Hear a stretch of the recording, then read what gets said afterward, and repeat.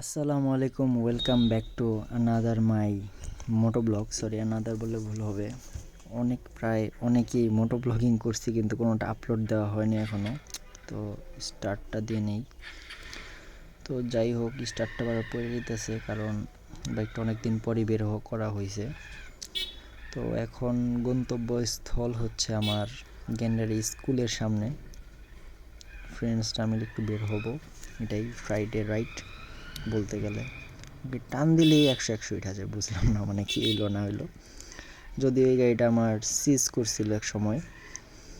সিজ করার পরে এই গাড়িটা অনেক যত্ন করা হয়েছে, অনেক কষ্টে মেরামত করা হয়েছে, অনেক কষ্টে সার্ভিসিং করা হয়েছে। সার্ভিসিং করার পর এখন এটার পারফরমেন্স পুরাই 100 হয়ে গেছে। তো গাড়ি বললে ভুল হবে, এটা বাইক। সরি, সবাই গাড়ি গাড়ি বলতে বলতে বাইকই ভুলে গেছি। আর এই অটোগুলো যেই ঝামেলা করে, আল্লাহ রে আল্লাহ, রাস্তায় চলাও যায় না ঠিক মতন। এখন আমি আছি বাগিচার গল্লির ভিতরে, এখান দিয়ে শর্টকাটে চলে যাব গ্যান্ডারি স্কুলের সামনে। লুকিং গ্লাসটা ঠিক করে নেই, ঠিক আছে, পারফেক্ট। মিনলটা বহুত জ্বালায়। তো এখন আসি হচ্ছে ফজলুল হক স্কুলের কলেজে, সরি স্কুল না, কলেজ অ্যান্ড ইউনিভার্সিটির যে গলিটা। দেখি পিছনের চাক্কার প্রেশারটা একটু কম মনে হইতেছে, পাম আছে নাকি না একটু দেখে নেই। এই বটবটিগুলো বহুত জ্বালায়। ঠিক আছে, না চলবে।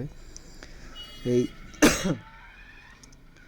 বলতে গেলে এই হলারওয়ালা গাড়িগুলো প্রচুর জ্বালায়। মেন রোড হয়তো, হাইওয়ে হয়তো ঠিক আছিল, কিন্তু এই গলির ভিতরে এই আওয়াজওয়ালা গাড়িগুলো অনেক জ্বালায়, অনেক। আমি নাম্বার প্লেটটি স্পষ্টভাবে তুলে ধরতেছি।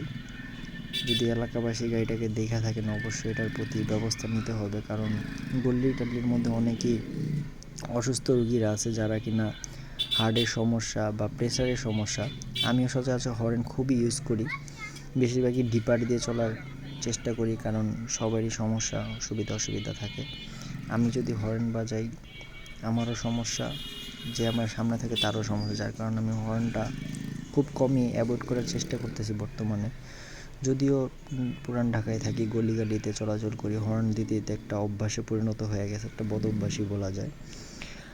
আসলে আমাদের সবারই উচিত এই শব্দ দূষণকে রোধ করে এড়িয়ে চলাই, কেননা এই শব্দ দূষণের কারণে অনেক সমস্যা হয়ে যায়।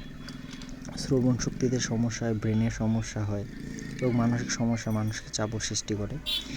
যার কারণে সবাইকে বলবো এই সমস্ত শব্দ দূষণ থেকে এড়িয়ে চলা উচিত। দেখেন কেমনে টানতাছে, মানে ছোট্ট করলে চিপা করলে এরকম টানা তো ভাই কোনো কথা নেই। হেলমেট নাই, রাইডিং গিয়ার নাই, না কিছু আছে। ও যাইবো তো যাইবো, ওর সাথে আরেকজনকে নিয়ে যাইবো। এই সমস্ত জিনিস অ্যাভয়েড করাই উচিত।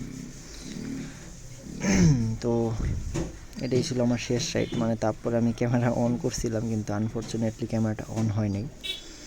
তো এখন দেখি একটা কল দিয়ে ওরা বের হয়েছে নাকি। কল দিয়ে দেখি এই সাইডটা দিয়ে রাইখা নেই, কারণ নিউট্রাল হয়ে গেছে আমার মামা। কল দিয়ে দেখি কি বলে, কোথায় আছে, কত দূর আছে।